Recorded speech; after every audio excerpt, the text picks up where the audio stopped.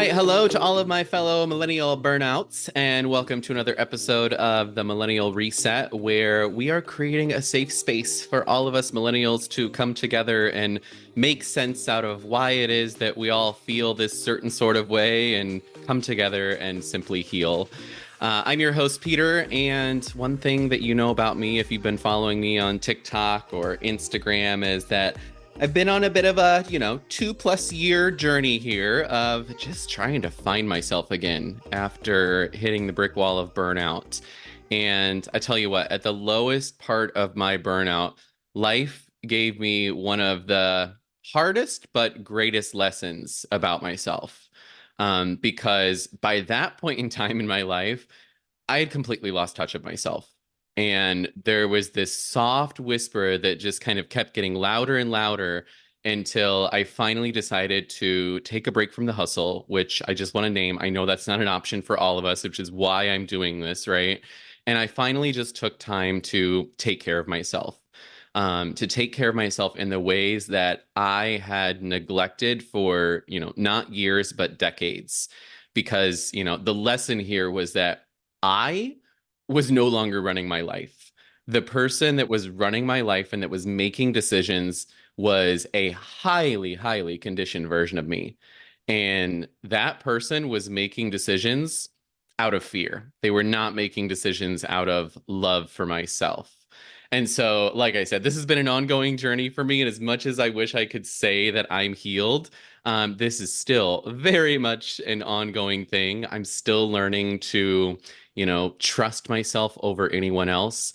I'm still becoming more and more comfortable by the day with just being 100% me and not the mask, especially online, and on social media. And the thing is, the reason I decided to do this episode today is number one, I know it's not just me. I know that there's so many of us millennials out there that feel like we are just straight up stuck, that we've lost that version of ourselves. A lot of the times, what I hear from y'all is like, I feel like I was one person before COVID and then I was a different person after COVID, right? Or maybe it was even before that. But I feel like we all just have this drive to be able to get ourselves back. So that's the big question for today. How do we get back to ourselves? How do we discover our authentic selves, especially in a world that keeps us so distracted from getting to know yourself again? And so I could not be more excited to have our guest on today. She is a licensed clinical psychologist that has gained quite the attention on TikTok with her TikTok lives. She has an incredible way of making sense out of what it means to be a human. I know a lot of you come on my comments and they're like, Peter, you just explained this in such a way that I wasn't able to do before.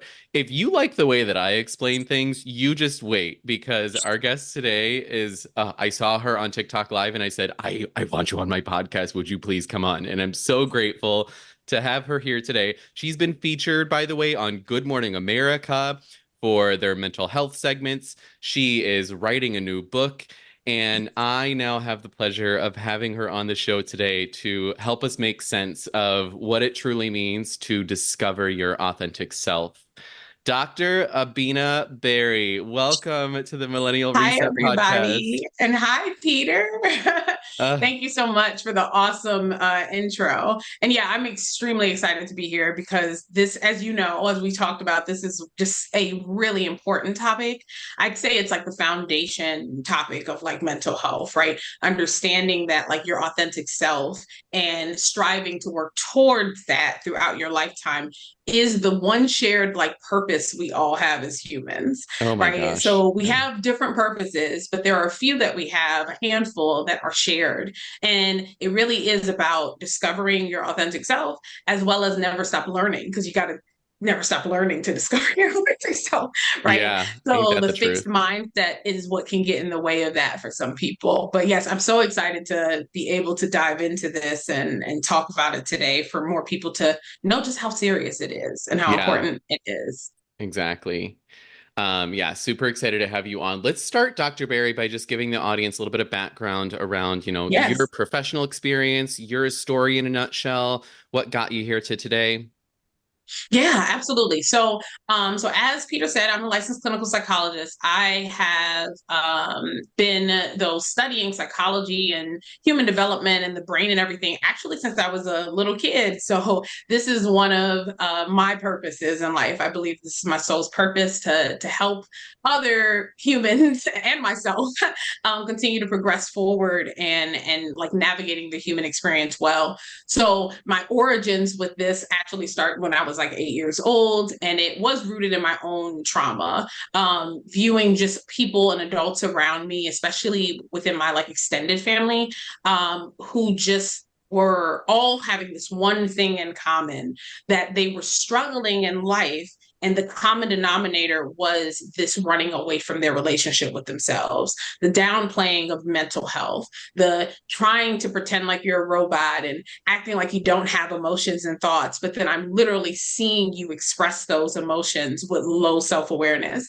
And so 8-year-old me was like to my mom, hey, there has to be a better way than this. And is there, anything that I can like read or learn about? And she's my mom's a nurse, so she's in the healthcare field. And she's like, yeah, there are what's called psychologists and therapists. And if you want to like study this stuff, let's go to Barnes and Nobles, get your, first book, and the rest has been history. So now, fast forwarding all the way to present, I work in private practice currently, but I've worked in other settings, hospital settings, college counseling, and things like that. Currently, I primarily work with adults right now, mostly just because I'm working remotely. Some of the areas of focus that I work in are trauma, mood disorders, identity development, the authentic self stuff, figuring out who Yeah. you are, and also helping clients who are neurodivergent. And yeah, so like those are some of probably the main things. But I've been trained as a generalist, so I really see all different kinds of presenting concerns and help all different kinds of people from all different backgrounds. Yeah, definitely. Yeah, I mean, you're just one of those people. I hate to like brag on you this much, but I have to because like you're just such an amazing person from what I've seen from you so far. And Oh, thank I you. can you're one of those people where it's like when you see somebody on their path, their most authentic path of like what they're supposed to be doing, you just know it. And Mhm. it's just like you're just one of those people. It's like I know you're on your path and I cannot wait to see what happens for you next. But yeah, as for today, let's start at like the ground level, right? Because Yeah, there's I think a lot of us that are just beginning this journey of like finding ourselves again, right? And maybe some of us are in therapy for it. Maybe therapy is too expensive. We can't access it, right? So right. I want to start the Hmm. conversation today, which is like ground level, right? We hear a lot of people talking about like, oh, find your authentic self, in a day and age where I feel like all of us really are longing for more happiness and peace, right? But when Hmm. when you talk about discovering your authentic self as a licensed psychologist who has some, pretty deep expertise in your field, what does that mean for you? Like if you could encapsulate it in terms that anybody would understand, like what does discovering your authentic self even mean? Yes. So actually, I want to go back to something you briefly said, right? When you were saying, like, I'm still like on this healing journey. And I Yeah. wish I could say I was healed, with the ED. I always tell all my clients and anybody who like listens to anything I say about mental health, they'll hear me say all the time that like there is no such thing as being healed Oh, with an amen. ED. And that's not the goal, right? Yeah. If that's your goal, you're gonna feel like you're failing. We're here to manage ourselves and the human experience, and the way that you become a good manager of yourself is by upping your knowledge of your brain and how to work with it, and developing skills and practicing those skills. And so, a lot of the authenticity and like figuring out who you are is one understanding that like that's a lifelong journey, and that we are beautifully complex, and that there are so many things for you to get to know about yourself. And it is impossible to do it in this one lifetime, all of it. So Yeah. that's not what you're trying to do. You're just trying to, in this particular lifetime, get as much knowledge about yourself and learn and grow as much as you can until the next lifetime. Like Yeah. that is what you're trying to do. So if you are wherever you're at on that authentic journey, you're exactly where you're supposed to be. That's the good news. And it's about you just taking that accountability of saying, okay, I am here to self discover. That was as soon as I came earthside, that was the goal. And self discovery requires you to do some, trial and error and to do like things that allow you to dive within, like meditation practices, for instance, can be really helpful for that. And other things of just like processing and talking about your feelings so you can tap into the subconscious mind a bit more and figure out what's going on in the background that I'm not even aware of. And Yeah. like all of those different kinds of things is what gets you on the path and then keeps you on the path. And the path is endless, right? There's Yeah. endless things. And you're going to learn things that you never knew about yourself. You're going to shed yourself of things that you need to be shed of. It's going to be beautiful. And you just have to like trust the process and understand that like that's what you're here to do. Yeah. So Hmm. we're just doing it and enjoying it. Just doing it. And yeah, I mean, I love what you said too about like, I talk about this in kind of some of my, TikTok stuff and whatnot is like the first step is probably the most challenging one and that is like the recognition that, oh my Yes. gosh, like I don't even know who I am anymore. Yeah. And Yes. Mm-hmm. I know for me, like that was the hardest part because it was a whole new life crisis for me. I was like, oh my gosh, I have no idea who I am anymore. But I think that awareness alone really sets you out on this path, right? Of just Absolutely. being able to simply come to terms with it without shaming yourself, without guilting yourself, without beating yourself up more than you already have, to just say where I am is where I am, and that is perfectly okay in this Mhm. moment. Um, Yes. Especially because you know some stuff about yourself, right? yeah, Like even that feeling of I don't know who I am is like, well, yeah, there's always going to be things you don't know yet about yourself. Because yeah, otherwise, how could we call this a journey and something that's supposed to like guide you throughout your life? So there will yeah. always be a percentage of things that you just haven't discovered yet. But that's supposed to be exciting, right? It's like there's Hmm. more like I'm learning these beautiful things about myself and there's still more to discover. Like that's Yeah, exciting. So yeah, yeah, you're gonna know things and you're also not gonna know things, and yeah. that's a good thing. Yeah.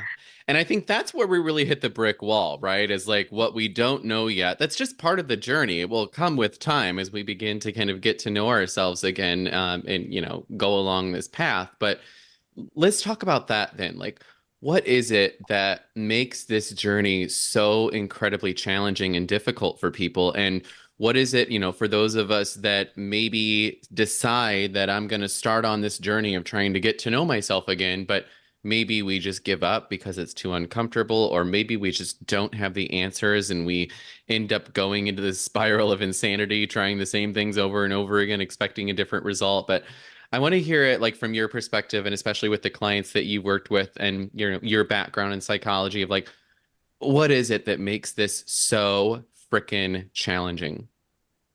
Yeah, this is a great question, also a loaded one. So I will Yeah. make sure that I summarize it for the sake of just the time we have. But I'm going to start by just like kind of quoting something from my own book, like of just like the problem is we have to realize that like the forcing of making people conform into these really tight boxes that we started doing a long time ago, like so long ago at this point, Yeah. is why it's so hard today, right? Hmm. Somewhere along the way, long, long ago, people were like, oh, this human was just born into the world.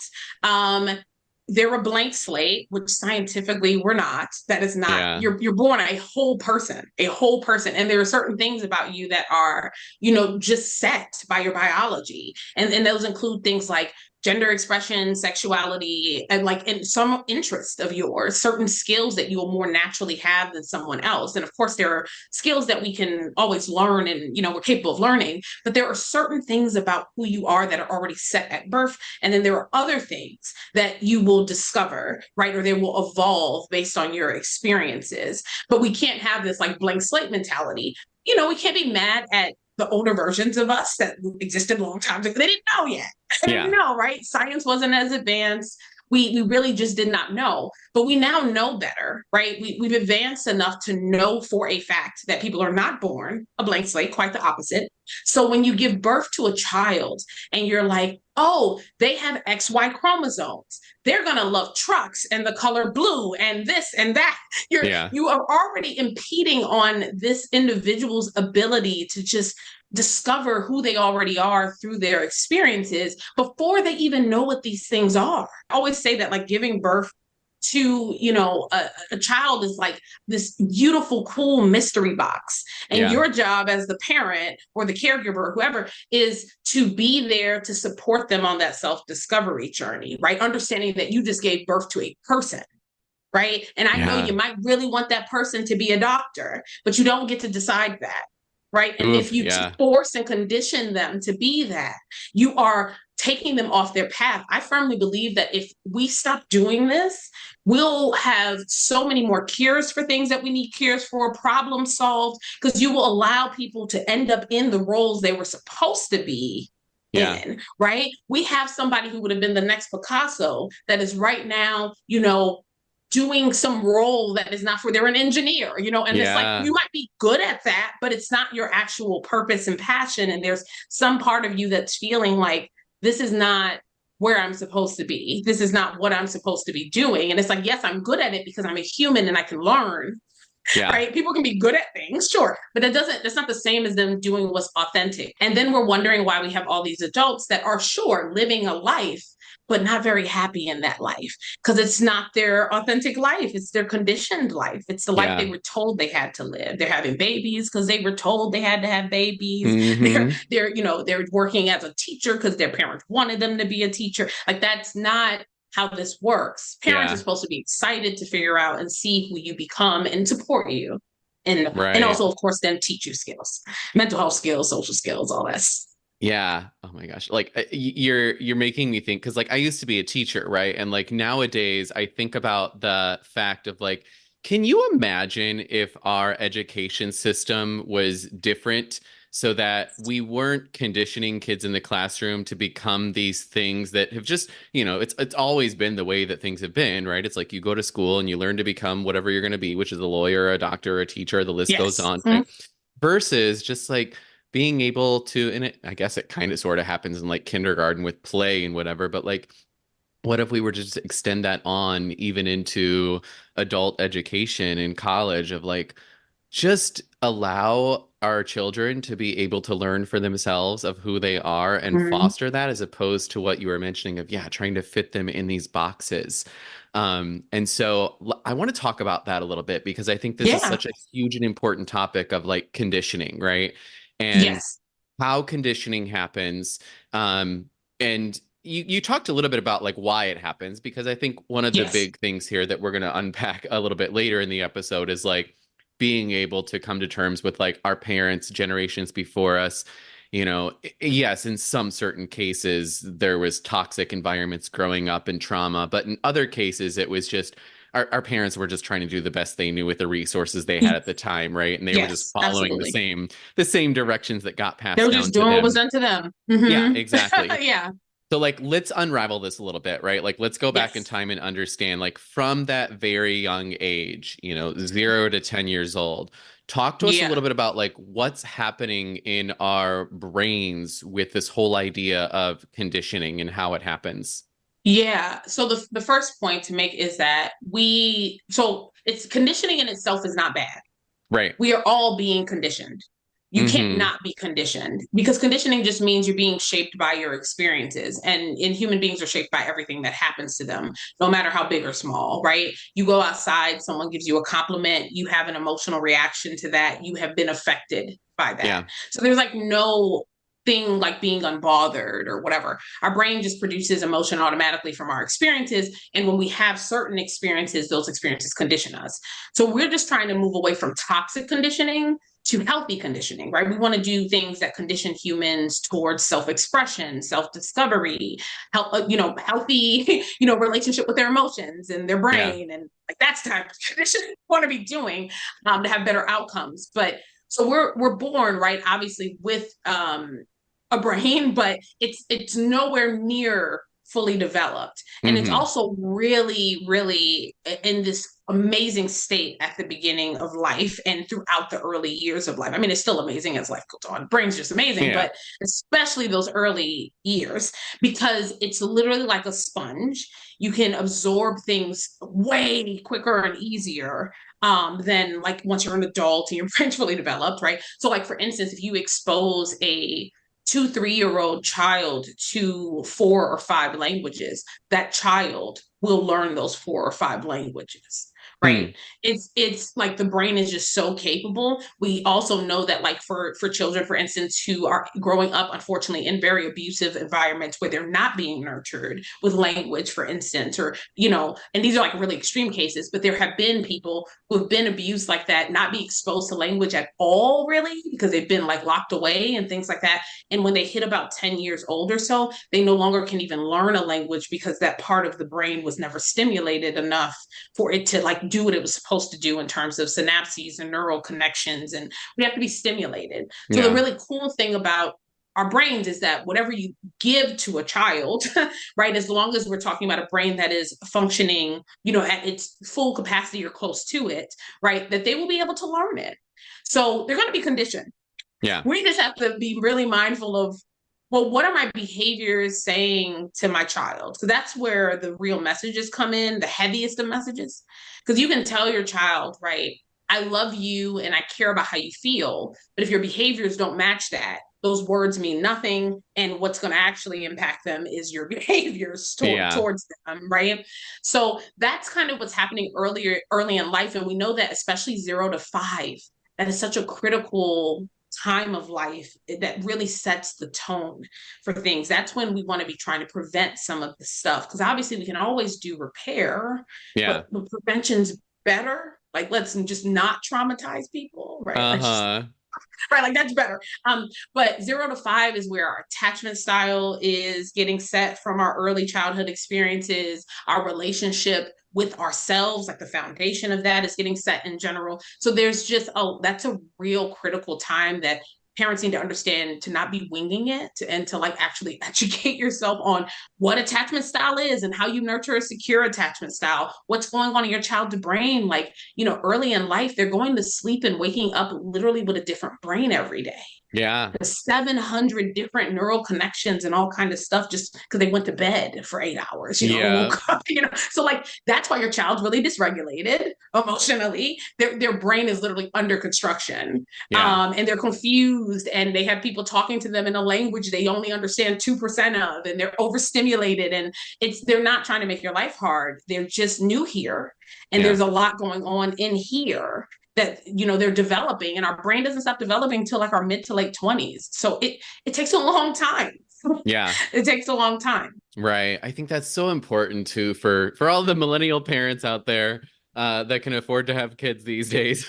It's I think it's just so important to be able to hear that, because that's where breaking the generational patterns starts, right? Is by recognizing for yourself, right? It's Yes. like how you became conditioned over time, especially during those younger years of your lives. And that takes, oh my gosh, I mean, like, when I was going through kind of the early stages of this journey, and obviously again still going through it, but even being able to remember that far back takes a lot of just kind of Yeah. meditation, quieting down the mind. And what I found for myself, at least, is that so many of those experiences, big T trauma and small T trauma, Mhm. that kind of slowly got resurfaced back up to my conscious brain again.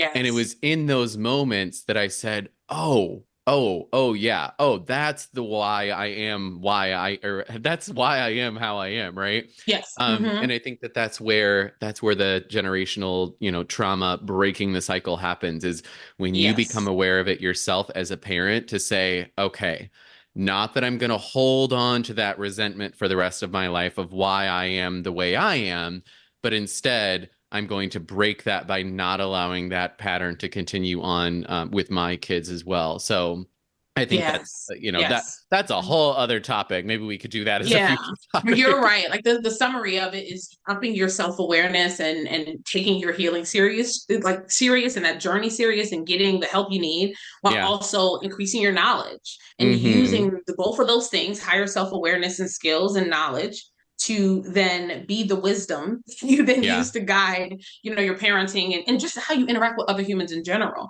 Yeah. Because again, we're all affecting each other with our Hmm. interaction. So it's not just about how you are conditioning your kids. It's like, how are your behaviors conditioning everybody? The Yeah. words that you allow to come out of your mouth and the way that you behave and express yourself when you're having emotional experiences or whatever. Like, we're all impacting each other. So we have to take it very seriously. Yeah. Right? Can't use words all willy nilly. And we definitely need to analyze our behaviors and ask ourselves, what did my behavior say? I know what my words were, Mm. but what did my behavior say to my child?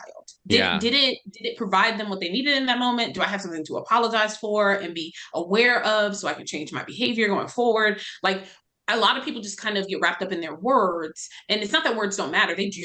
Words are very important, their energy, and they should be taken just as seriously, but you have to realize that your behaviors are also communicating, Yeah. not just your Exactly. words.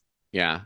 And yeah, I mean, I think going back to this whole idea too of like where that conditioning comes from, and for those of us that are now in our, 30s and even 40s and looking back on that and realizing how much of that came from our environment growing up, specifically from our parents. And I know this was a big thing that came up for me and kind of my journey is that um, it, it it becomes really easy to go to that place in your mind of, oh my gosh, I can't believe they made me this way. I can't believe they talked to me like that. I can't believe that they behaved like that around me. And obviously, I think that there's some justification to that too, to say that Yes. in certain instances, feel what you got to feel in terms of Mm-hmm. any trauma that you experienced, especially with your parents in your upbringing. But I think the other part for me too was letting go, as tough as that was, of some of that resentment around not just my parents, but society as a whole, the education Yeah. system, the other people that Yeah. I grew up around. And so we were talking a little bit about this before, but I would love to kind of hear more from it from your perspective as like, how do we begin to kind of take some of those first steps, first of all, of just simply letting go of some of the resentment of, because, the conditioning was ultimately a result of our experiences, and a lot of those Mm-hmm. experiences involve people around us, like our parents. So, how do we begin to maybe let go or process at least some of that resentment that holds us back from really being able to kind of discover or rediscover that more authentic version of ourselves? Yeah. So, two main things. The first thing that I recommend is to nurture the skill of empathy. A lot Mm, of people mistakenly believe that empathy is something that some people are born with and others aren't. That is, couldn't be further from the truth. That's not how it works. So there are some people, right, that just, again, some of us come into the world a little more inclined towards things than others. yeah. Right? Somebody might just have like a natural gift for singing, where somebody else would have to nurture that skill and take voice lessons and get to the point where they're, a better singer, so to speak, based to whatever standards you're, judging them based off. But so kids just come in and they already are a little more naturally engaging in what we would label as empathetic behaviors. However, we Hmm. don't want to then think that that child doesn't still need that skill nurtured, because if that child gets traumatized a lot in their upbringing, we'll see if they're still an empathetic adult later. Again, we're Yeah. being affected. So we all need empathy nurtured within us, and we all need to first understand that it's a skill that comes from being taught things like emotional intelligence, perspective taking, how to take accountability and identify what you're accountable for, right? Hmm. And understanding just emotion in general, right? That emotional intelligence piece helps us understand how our behaviors affect other people and how their behaviors affect us and all that. So this is also why it's really important that parents be honest with their kids about their emotional experiences in a healthy, regulated way, Mm. right? Because if you're only telling your kid you're happy for 18 years, even when they can see you're sad and they're like, mommy, what's wrong? Or, whatever. And you're like, oh, I'm fine. That you just missed an opportunity to teach your child Yeah. emotional Ugh. intelligence and empathy. That, right? You don't cry around your child. You just missed an opportunity to teach your child emotional regulation. and empathy. Yeah. We're missing, and then we're like, wow, these adults, why do they lack these things? Well, because they grew up in homes with parents who cried behind closed doors always, who never were forthcoming about their experiences and what they were feeling. And it doesn't mean you tell your kid every little detail about your life. You don't have to do that. Right. But be honest. If your kid sees that you're sad, validate that they just did a great job at reading your emotions. Oh, Tell them they wow. did a bad job and you're fine. That's not true. You're not fine. And cry around them so they know that crying is a really important part of emotional regulation, Yeah. right? So we have to make sure that we're upping our empathy. And if your parents didn't do that, it's now up to you to, seek the help. Of course, people who like me, like mental health professionals, we're there to help you learn perspective taking and accountability and all that so your empathy can get up. Because empathy is what helps us see the world accurately. People think Mm, empathy is a gift for other people, right? It's like, oh, why am I going to empathize with that person who hurt me? And it's yeah. like, well, empathy is a gift to you because you now understand that you got caught in the crossfires of someone else's war inside their head.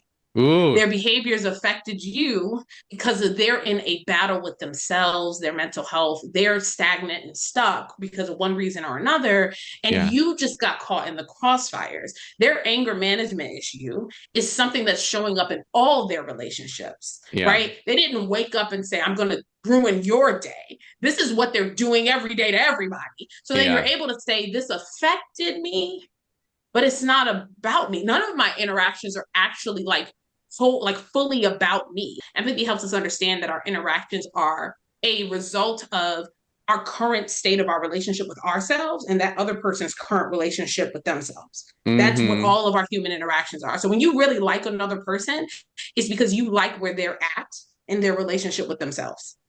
Wow. And if they were in a different place, you might not like them.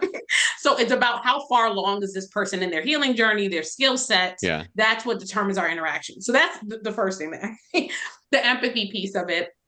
And then the other piece, because I just went so deep into the empathy. What was This the is question like, that you I'm asked telling you originally? what, Dr. Barry, we're getting some free therapy over here, and I am just loving it.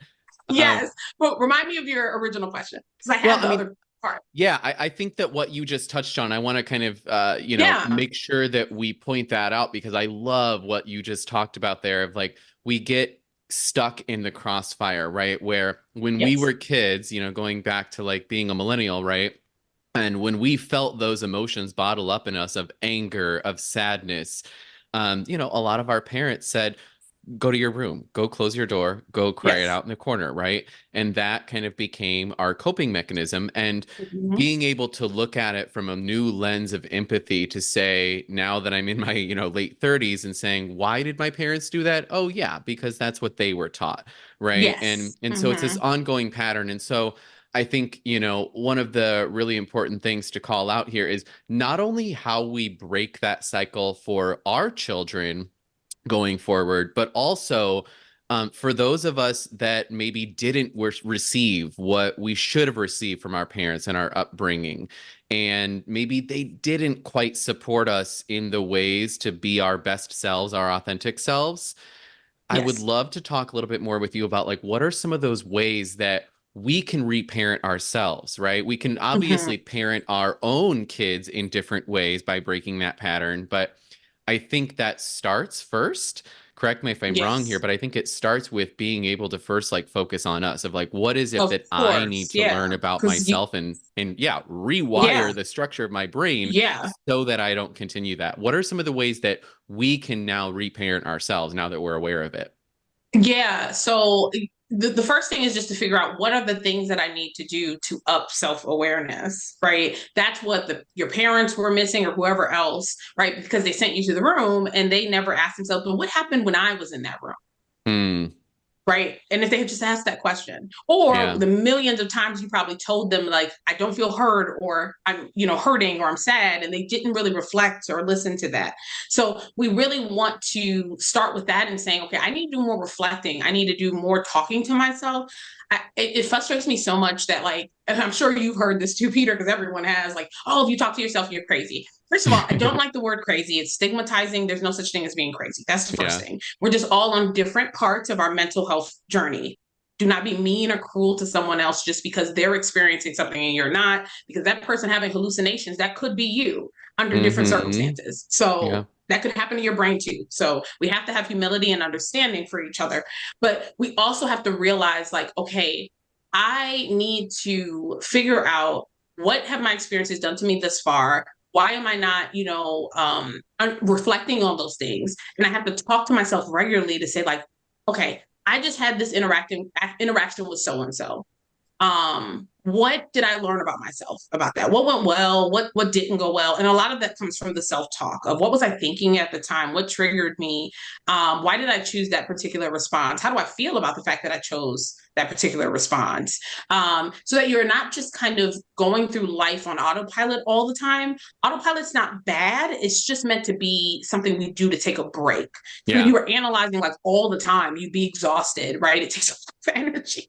So you're not Yeah. supposed to be analyzing everything you do. Like if you're eating cereal, you do not need to be analyzing that. Like just eat your cereal. You're fine. Be present. Enjoy your life. If you're on vacation, you're going to have more autopilot. But like when you have significant interactions, you want to engage in self-reflection and self-talk. That's what self-talk is, self-reflection. You also need to talk to trusted people about your experiences as well. Because if you Mm-hmm. study psychology, you'll know that humans have biases and blind spots. So Yeah. you have to talk to other people, and ideally too. And like you were saying, Peter, right? There's barriers to people getting healthcare. So I do want to acknowledge that.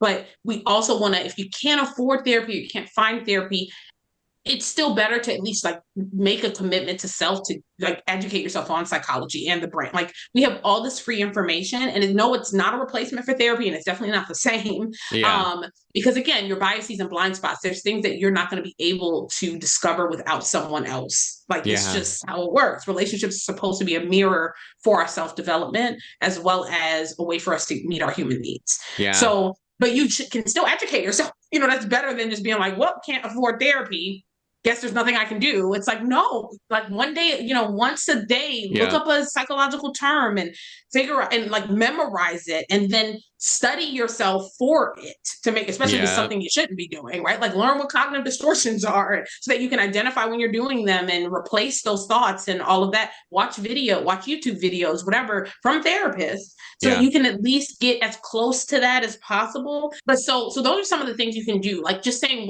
what am I not doing but should do that will up my self-awareness by Yeah. educating myself, practicing skills, and please every single day, so at some point in the day, talk to yourself. Like it's so, Yeah. and I recommend doing it out loud.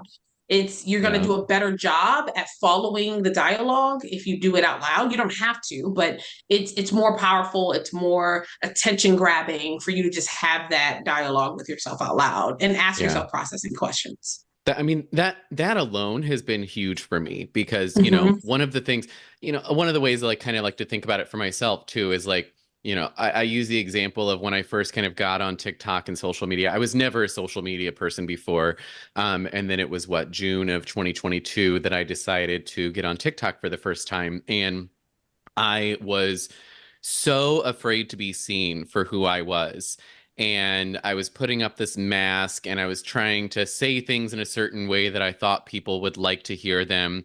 And I got to this point where it became so frustrating and it was burning me out again. I was like, this just Yes, feels like so much work. Like, why am I it making is. this so hard on And I myself? know And that then, personally because I did the same thing when I started on yeah, TikTok. And I was like, I'm not going to keep censoring myself. Like people just need to hear the truth. yeah, And you can fact check me. Go on Google. yeah, I always tell people I'll let you know if it's my opinion versus if it's me stating something based on research, science, things that are highly validated. yeah, So if you hear me say like this is just my opinion personally, then you know I'm talking about something that is just how I see things based on my experiences or knowledge. But if I yeah, tell you like something that's based in science, like just fact check it. If yeah, you're like, well, I've never exactly. heard that, please go fact check it because I Uh-huh. have. I love So that. But yeah, I mean, I was thinking about like in this whole process of like, okay, well, why am I doing this? Why am I like that? And like you were yes, saying, the journaling, the just talking out loud to myself and going back to, myself growing up. We're not going to dig into all of my trauma here in this episode, but I grew up with an alcoholic mother, and yeah. for so many years, she's better now. She's now Oh, a good, counselor good. for other alcoholics, and so Oh, we have great. a we have a great relationship now. But it wasn't always that way by any Sure. means. And growing up, at least, I just kind of shoved it out of the way. I didn't want anybody to know that I was the person that had an alcoholic mother. And so Mhm. I closed up. I wanted to become invisible, right? And so it was part of that realization when I got on social media of like, oh yeah. Like part of me just wants to be so invisible. And maybe that's why I haven't been on social media for so It's long. a shame. Shame And is, now is I'm, holding us yeah, back from supporting each other the ways we need to. That's what we're yes, here to do. So yeah. we're designed to be so emotional, and we were also supposed to be taught empathy because life can have hard things that happen to you.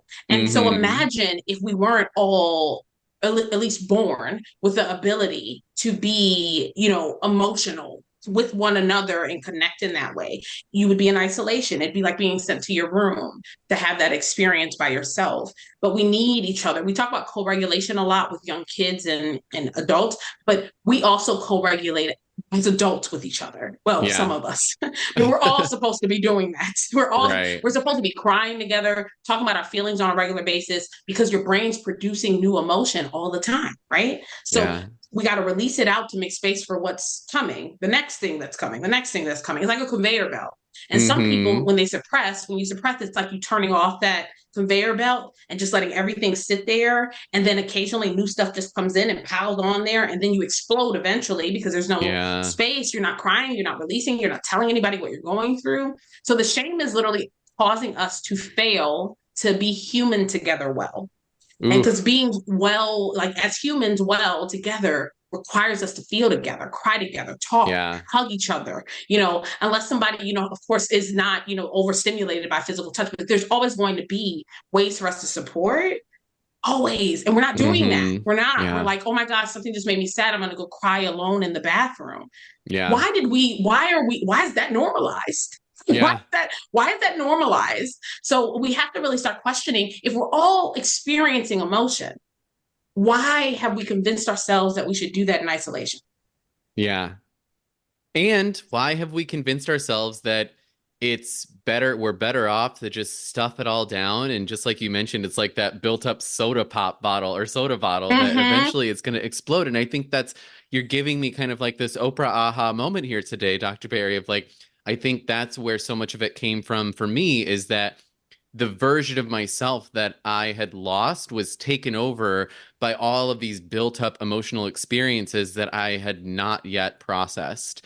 And it's Yes, being yes. able to simply do the uncomfortable work, whether it's with a therapist or whether it's on your own, of being able to simply feel those experiences that you never truly allowed yourself to feel, so that then you can kind of shift your perspective of them so that Yes. it's Yeah. not this built up emotional Piling energy. up. Yeah, Yeah, because exactly. that's And the bad thing. Like I so firmly, so this is a mixture of what research shows us and my opinion. I firmly, deeply believe that the rates for both mental health disorders and physical health disorders would drastically drop so much. Like, I mean, it would be so rare for some of these like chronic conditions and mental health conditions if we just started being human together and saying, you know what, yeah, let's stop this robot stuff, right? If I see somebody crying on the street, I'm going to go up to them, ask them if they need something, talk to them, be there for them, because that's what we're here to do. And the reason why I feel so strongly about it is that we have had it validated through research that there is extremely strong correlation between emotional suppression over years and increasing your risk, like significantly increasing your risk of mental health disorders, especially mood disorders, but not even just mm-hmm, mood disorders, even things like schizophrenia, et cetera. And also physical health disorders, including that you are at a higher risk of developing dementia later in life because your yeah, brain is deteriorating. You've been neglecting it and your brain's been producing emotion and you've been fighting against your humanity and saying no, I don't want to feel. It's like the equivalent of saying, your body's like, you're hungry, you yeah, should eat something, and you're like, no, I refuse, or you need to sneeze, right, you should allow yourself to do that. No, I refuse. That's what you're doing when you feel something, when your brain's like, we need to feel this, and you refuse to release it. And it makes mm-hmm, sense, right? It makes sense. If you're bottling stuff up for years, that can't be doing anything good for your brain or body. It just yeah, can't. It just, yeah. how? How could it? So I really think that that is the, quote unquote cure for us to really go from this whole mental health is not real, and which is the equivalent of saying your brain doesn't exist. Mental health is your Yeah. brain. So if you think there's a brain in there, then, but like you're saying, oh, mental health isn't real, or depression is not real, or this or that. To of us, if we just like could snap our fingers, if that was possible, and go to the extreme of mental health is the most important thing ever. It is Yeah. everything we are and will ever be. If we could just do that, I think if we had somebody diagnosed with something like dementia, we'd be like, oh my God, like rarely happens. What's going on? And then we'd like Mm-hmm. care for that person and be so Yeah. and support them. And we can't get there by censoring ourselves or downplaying this or, being quiet. We have to start challenging norms that like should have never been normalized in the first place. Like that Oh, is the only way for change to happen. History has shown us that. And that's how we get to new places, no longer just going along. yeah. Oh my gosh, so good. It's So, why I cry in public. yeah. Right? You have to we normalize things by us just doing them. Yeah. Yeah. Exactly. I think it's just this there's so many things that I'm like becoming more and more aware of in the short time that we have here together. But like I think one of the other things is like looking on the other side of this, right? Like when you begin to do that work of processing your prior experiences that have kind of made you and conditioned you to become this maybe different version of yourself, when you begin doing some of that work, again, whether it's through therapy or otherwise, there's this quote unquote other side, which again, you're never really healed with an Mm-hmm. ED, but Yeah. when you begin to recognize that more authentic version of yourself, would love to hear from you, like based on your work with your clients and even your own experience, like Mm-hmm. what's the reward in all this? Like what do Oh, you typically begin to see in that person that's doing this work? what's the reward, man? The reward is it's so hard to put into words. I mean, I Yeah. guess the summary is truly a new just desire for life and living like actively, Mm, and inner peace, and also just like really enjoying life and learning. yeah. Like they're becoming like addicted to that, but in a healthy way. And just seeing all the benefits, right? Because when you start healing your relationship with yourself, every person you come in contact with benefits. Everyone from your Mm-hmm. mailman all the way to your closest friend, like, or whatever, right? Like it's everybody because you show up differently in the world. And again, Yeah. remember our interactions are based on, my relationship with myself and that other person's relationship with themselves. So if I focus on upping the quality of my relationship with myself, then everyone else benefits, right? Some people will be able to take full advantage of that, because they're in a healthy enough place with their relationship with themselves. Other people won't be able to, right? Because Yeah. they're just not there yet. And we hope that they will get there. But the benefit is just you experience life differently and you actually start living more intentionally and with purpose and direction, and you just want to keep learning more about yourself, and you have an open mindset. You become like this like curious scientist filled with childlike wonder. I like to call it adult-like wonder, right? Your childlike wonder is supposed to turn into adult-like wonder. We were never supposed to Yeah. lose that, but a lot of people did because of trauma.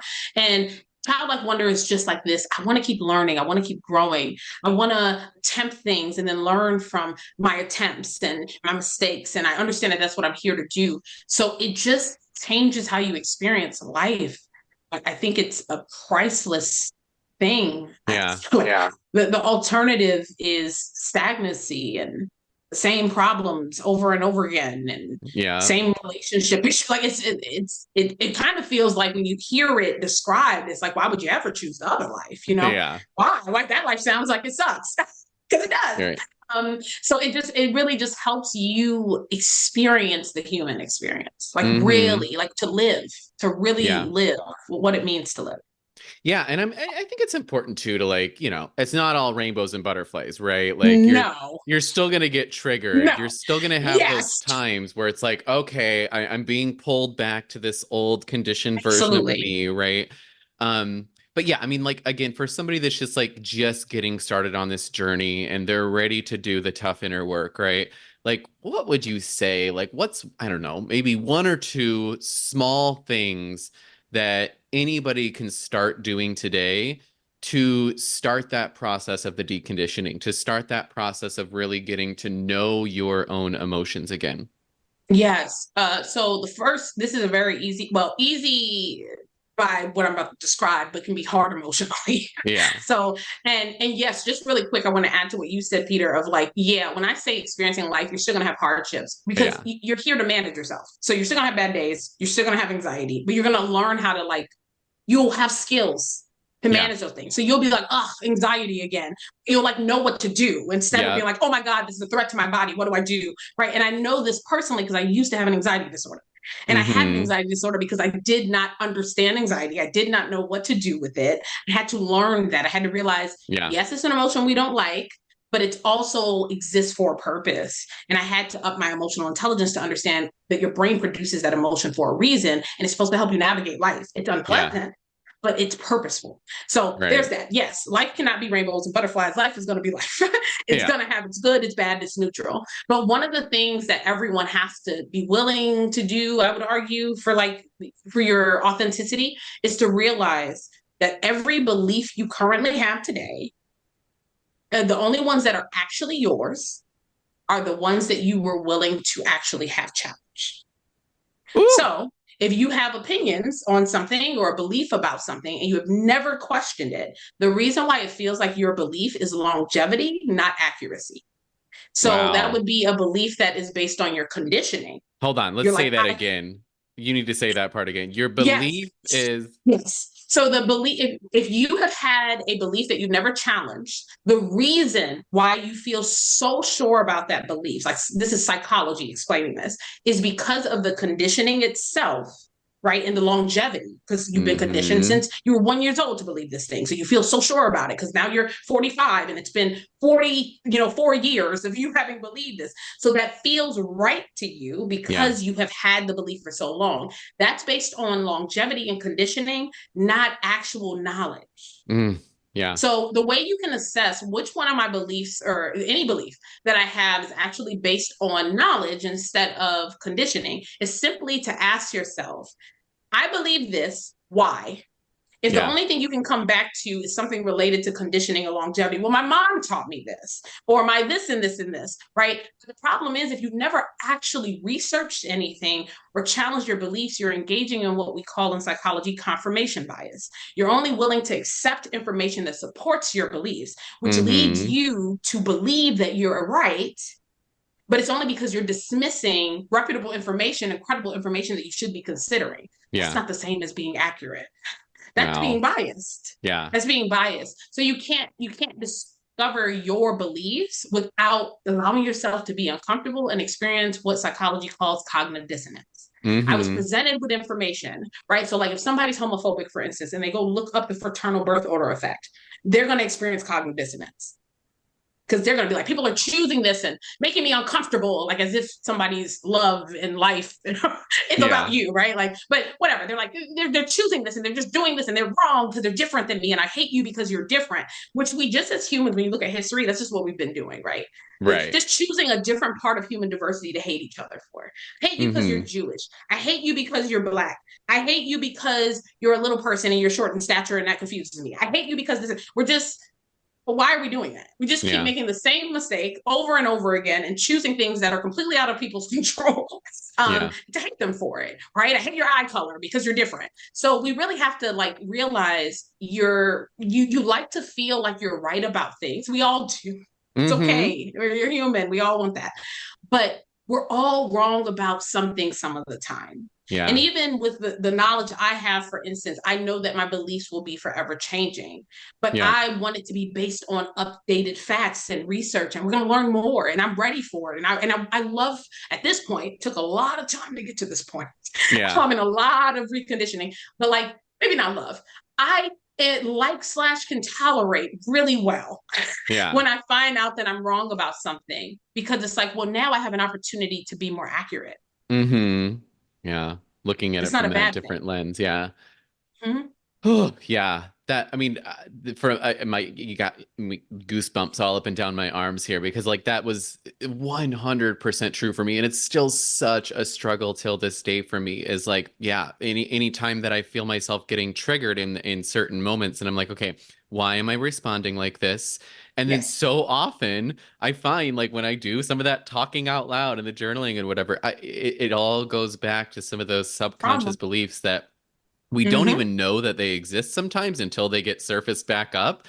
And then you're like, oh, yeah, that's where that's coming from. But like the other thing that you mentioned too, that I think is so incredibly powerful, that doesn't require you to spend a penny on therapy or anything like that, is simply learning more about it. When you learn what's happening in your brain with anxiety, when you learn what's happening in your brain with burnout, for example, a lot of what Hmm. I talk about is like, it be just the knowledge is just so It's freaking so empowering. helpful. It's Yeah. so helpful, and we all need it. Yeah. I think back to some of the things I used to believe, and like, it's fine, but like, there's embarrassment around it. It's like, girl, Yeah. why didn't you just Google that? Like Uh-huh. you were out here loud about that. Yeah. God, I'm like, how and much easier would my life have been if I would have challenged that belief about 20 years ago? Yeah. yeah, it's just, and that's why I always end my lives with just saying, when continue to unlearn the toxic conditioning and move towards authenticity, but also when you meet someone different than you, I hope you will choose to lead with curiosity instead of Mm, hate or judgment. Because curiosity leads to learning, hate and judgment leads to the opposite. yeah, Right. It's exactly. so we just have to be like, okay, you're different from me. But what do I need to learn to be able to understand you? Am I willing to listen to you as a human so that you can explain your experiences to me? And then am I also just willing to research what we know? Because we Yeah. know more than we ever have, and that will only continue to be true as time goes on. We still got a long way Hmm. to go, but we know a lot. We Yeah, do. exactly. Well, Dr. Barry, I mean, I Yes. speak for myself here, and I think everybody else is probably going to resonate. Just thank you for being able to, again, explain things in ways that, I don't think our brains normally think about things this way until somebody like you comes along and presents it in a way where we can process it in that different way. Mm-hmm. So, just thank you for bringing the Welcome. awareness to the conversation. Tell everybody, please, where can they find Yeah. more of you? I know you have a new book coming out. Tell I everybody about it. do. Yes. So my primary social media account is definitely my TikTok. So if you just go search at Dr. Barry Psychologist, you'll find me. And then you can from there click the link in my bio and find my other social medias, which I'm building those up. They're newer Yeah. accounts. So, but I TikTok is where I'm at. So that if you want like updates, things like that, but please still go follow my professional Facebook and Instagram so I have Uh-huh. more like motivation to post on there. So yes, and YouTube too. So there's that. And then my book, which I'm so excited about, it's entitled Bold, Black, and Becoming, a psychology guide to heal and thrive. Mm, And so the book is written in honor of Black mental health, but as we learned today, psychology applies to all of us. So yeah. if you were inspired or learned something from today and you want to learn more, you can still buy the book. You don't have to be Black to buy the book. Yeah. I just want to help. With my first book, I really wanted it to very clearly be like a Black doctor wrote this for you to help stigma, so Uh-huh. I wanted it to be something that Black people, because there's still so much, I mean, there's so much stigma still across the board, Yeah. but there's still a lot of stigma within Black communities. Mm-hmm. And I mean, down to the whole emotions make you weak belief. Like we Yeah. got a lot of growing to do as humans in general. But the cool thing about this is psychology applies to us all. So all 95% of the book is you learning tips and tricks and about psychology and about your brain. And every bit of that knowledge applies to every human. Yeah. So, but then you'll also be able to up your empathy, right? And we just talked about Mm-hmm. we need to do that by learning about people who are different from you and having different experiences. And that's what we all should be doing, celebrating our diversity, getting to understand each other in it, and also understanding that yes, we're all connected, but we're all different and similar and everything in between. And that's supposed to be an exciting, cool thing. And we're Yeah. supposed to connect on that. So I really encourage anyone who wants to buy the book. And I even have a little note in the beginning of it for my non-Black readers who choose to buy it. So yeah, so that will be out really soon, probably by the time this airs. Yeah, Yeah. so that's the hope. And you can just literally go on Amazon. That'll probably be the easiest way. You can just go on Amazon and type in Bold, Black, and Becoming. That should be enough. But if need be, the subtitle is A Psychology Guide to Heal and Thrive. Awesome. And yeah, so that's that. That's the update there. Awesome. We will definitely be sure to post that link to your TikTok as well as to Yes, the book please. when we air the episode. But yeah, I mean, for all of you listening right now, I hope that this was as valuable for you as it was for me of just being able to at least, at the very least, become aware of, again, why is it that we are the way that we are, and really just being okay with that in this moment to be able to give ourselves just that extra little dose of self-compassion because let's be real, nobody's going to come along with the silver platter and be like, here's what you need to do to make a better life for yourself, right? Like it's really up Yeah. to us to be able to do that inner work to get back to the true versions of us before everybody else got their hands on us. So Dr. Yes, Barry, yes. thank Mhm. you so You're much once welcome. again for Thank coming you. on. Yes. And thank you all for tuning in to another episode of The Millennial Reset. Be sure to visit the website, www.themillennialreset.com. You can subscribe to the podcast newsletter. Make sure that you send it to one of your millennial besties that needs to hear this today. Would super appreciate if you're able to subscribe or leave a review for the episode. And hope to see you next time on the next episode of The Millennial Reset.